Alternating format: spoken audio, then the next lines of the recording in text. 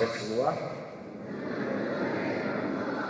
para suster, brother, mama, saudara-saudari, adik-adik sekalian yang terkasih di dalam Kristus. Judul khotbah menjadi kaya di hadapan Allah. Tahun 2019 yang lalu, ketika di seluruh dunia ditimpa berbagai macam kecemasan karena pandemi COVID yang menakutkan. Di sela-sela ketakutan itu ada satu cerita kecil yang sangat menginspirasi. Seorang kepala bank yang terkenal di Portugal, namanya Antonio Vieira. Karena jabatannya yang begitu penting dalam keluarga dia hidup bergelimang harta. Dia sangat kaya. Tetapi pada saat pandemi, ketika dalam salah satu perjalanannya dari Portugal menuju ke Italia, dia terserang virus COVID-19. Lalu, apa yang terjadi? Terlambat beberapa menit saja tidak mendapatkan oksigen. Dia langsung meninggal. Tetapi sesuatu yang sangat menarik adalah bahwa ketika mendengar kabar duka itu, seorang putri kecilnya, dia menuliskan sebuah kalimat di media sosial. Demikian, kami keluarga yang sangat kaya. Bapak saya bisa membeli apa saja. Tetapi saya, dengan uang yang sebanyak yang kami miliki, dengan harta yang kami miliki, bahkan sampai situasi semacam ini pun tidak mampu membeli sesuatu yang sebenarnya gratis, yaitu udara dan oksigen.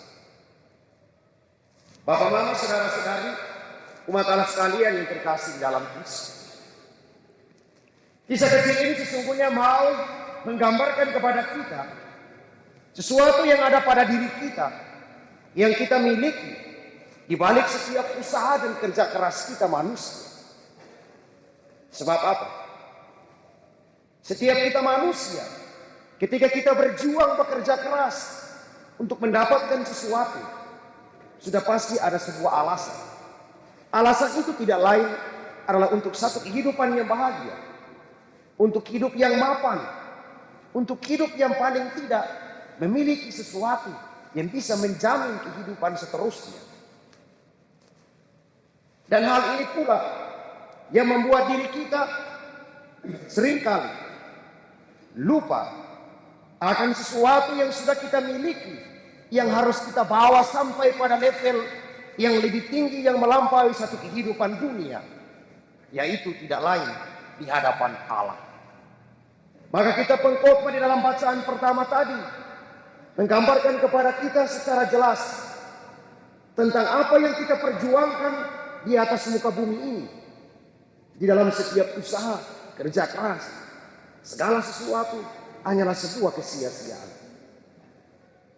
Apalah gunanya kamu berlelah-lelah untuk mencari pengetahuan, untuk mencari hikmat, untuk mencari kecakapan, jika hanya untuk bahagianya saja Anda tidak mampu menikmatinya. Tetapi orang yang tidak berlelah-lelah untuk itu, yang pada akhirnya akan menikmatinya. Dan inilah sesungguhnya jalan sebuah kesia-siaan bagi diri kita manusia, kalau kita tidak mampu mengarahkan diri kita pada sesuatu yang lebih dan melampaui kemanusiaan kita dalam kebutuhan hal-hal yang bersifat duniawi. Bapak, mama, saudara-saudari, umat Allah sekalian yang terkasih di dalam Kristus, kebutuhan akan harta benda, kebutuhan akan uang, tentu menjadi salah satu kebutuhan dasar hidup kita manusia. Tidak mungkin tidak. Siapapun di atas muka bumi ini, pasti dia membutuhkan uang. Orang yang gila di pinggir jalan, walaupun dia tidak mengenal nominal uangnya itu berapa, tetapi ketika dia diberi uang, dia tahu bahwa itu adalah selembar uang. Untuk apa dia gunakan dia tidak tahu, tetapi dia tahu bahwa itu adalah uang. Apalagi kita manusia yang dalam kesadaran diri berjuang untuk segala sesuatu, untuk kehidupan kita, sudah pasti kita membutuhkan apa yang dinamakan dengan harta dan uang. Bapak, mama, saudara-saudari, umat Allah sekalian yang terkasih di dalam Kristus. Di dalam bacaan Injil tadi Tuhan Yesus menggambarkan kepada orang-orang Yahudi perumpamaan tentang seorang kaya yang bodoh. Orang kaya yang bodoh, dia bodoh karena dia tidak mampu melihat segala yang dimiliki untuk kepentingan orang lain, tetapi hanya dikumpulkan demi kepentingan dirinya sendiri. Dia gelisah dan bertanya, untuk apa segala sesuatu yang dia miliki? Dan pada akhirnya dia hanya mengumpulkan untuk dirinya sendiri, tanpa ada guna, tanpa ada manfaat untuk kehidupan orang lain. Dan justru disinilah hal pertama yang dia alami tidak lain. Dia telah keluar dari dirinya sendiri untuk pergi jauh tanpa harus kembali mengenal apa yang sementara ada pada dirinya sendiri. Dan hal yang kedua tidak lain. Dia telah keluar dari dunia kehidupannya, melampaui segala sesuatu yang sesungguhnya masih melekat pada dirinya, bukan terarah pada Tuhan, bukan terarah pada harta yang paling tinggi di dalam Tuhan. Bapak dan mama, saudara-saudari, umat Allah sekalian yang terkasih di dalam Kristus. Dan seringkali sampai pada titik sama seperti orang kaya yang bodoh inilah, masing-masing diri kita mulai perlahan terjatuh kalau kita tidak mampu memanfaatkan segala harta milik kepunyaan kita yang kita miliki untuk sesuatu yang lebih besar dari kehidupan kita di atas muka bumi ini, yaitu memperoleh harta yang ada di dalam Tuhan. Menjadi kaya di hadapan Tuhan bukan berarti kita memiliki segala-galanya dan mampu membeli segala sesuatu. Tetapi menjadi kaya di hadapan Tuhan tidak lain adalah bagaimana kita mampu terbuka supaya dengan apa yang kita miliki kita mampu sampai kepada Tuhan, bukan hanya sekedar kita menguburnya dan bahkan kita menguburkan diri kita sendiri dengan apa yang kita miliki. Orang bijak mengatakan demikian. Tidak ada satu orang kaya pun di atas muka bumi ini yang benar-benar menjadi kaya tanpa menerima.